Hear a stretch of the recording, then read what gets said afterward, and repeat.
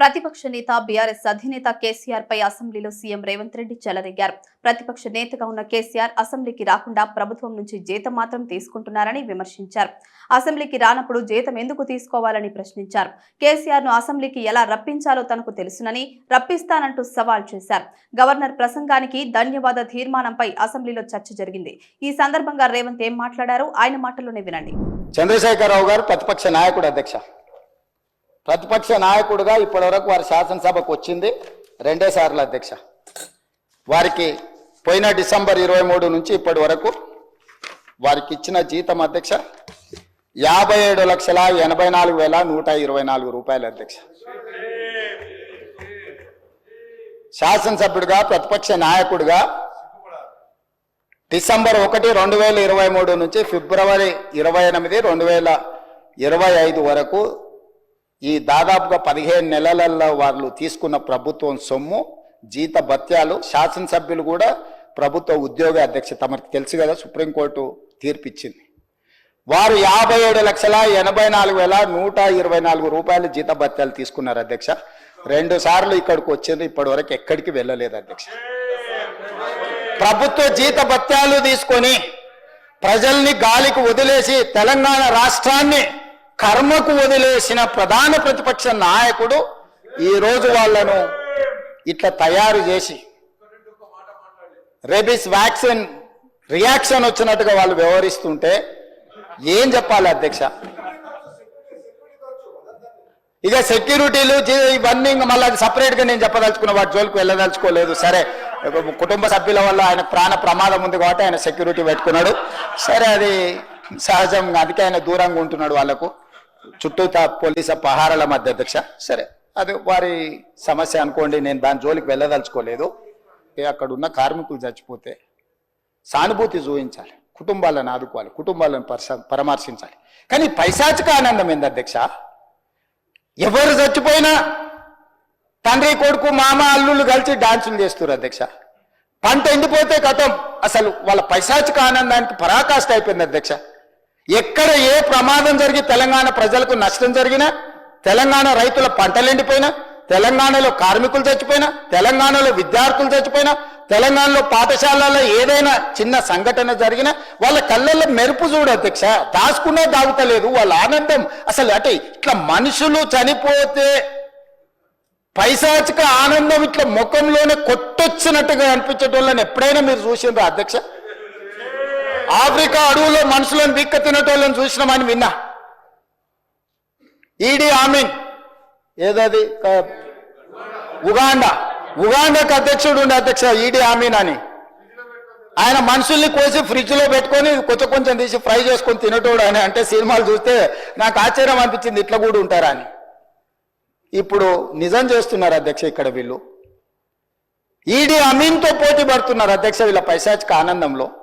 ఇది మంచిది కాదు అధ్యక్ష. తెలంగాణకు 25 ఏళ్ళు మీరు పార్టీ పెట్టి ప్రజలు ప్రతిసారి మిమ్మల్ని ఆదరించారు, అవకాశం ఇచ్చారు. ఆనాడు రాజశేఖర రెడ్డి గారు, చంద్రబాబు నాయుడు గారు, కేంద్ర ప్రభుత్వాలు కూడా మిమ్మల్ని ఓడించాలని చూసిన ప్రజలు మిమ్మల్ని గెలిపించారు. మరి ఈనాడు గుండుసున్న ఇస్తే కనీసం జ్ఞానోదయం కలగాలి కదా అధ్యక్ష.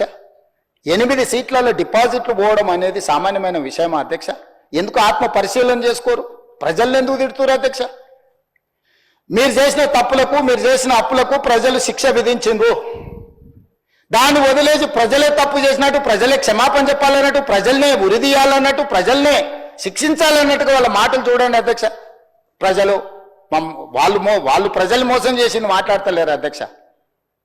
ప్రజలను తిట్టేది ఏంది అధ్యక్ష? ప్రజలు విఘ్నులు.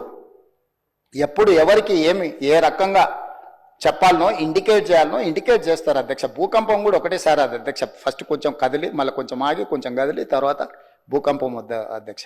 తుఫాన్ ముందలు కూడా ఒక ప్రశాంతత కనిపిస్తుంది అధ్యక్ష.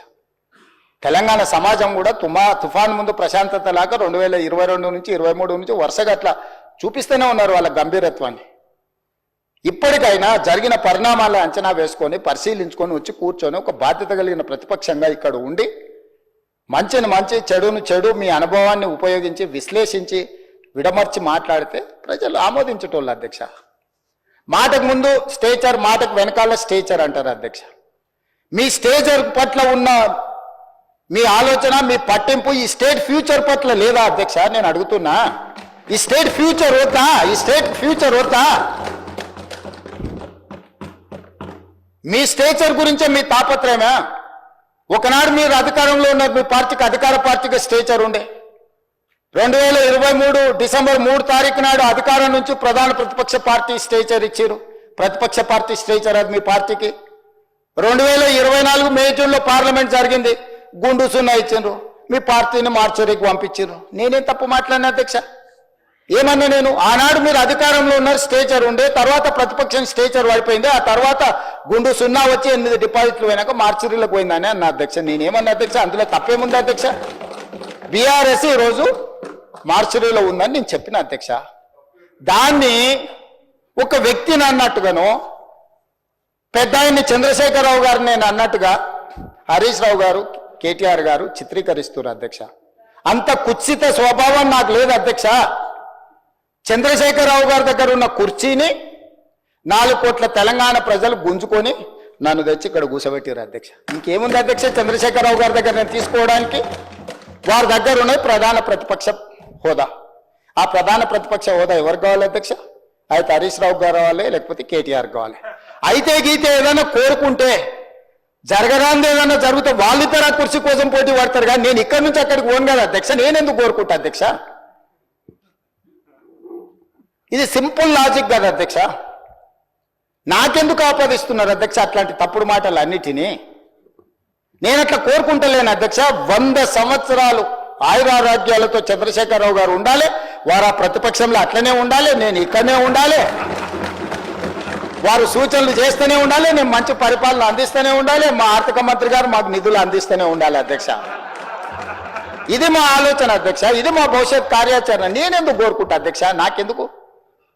Please subscribe to the channel and download the Politicos app from the links in the description.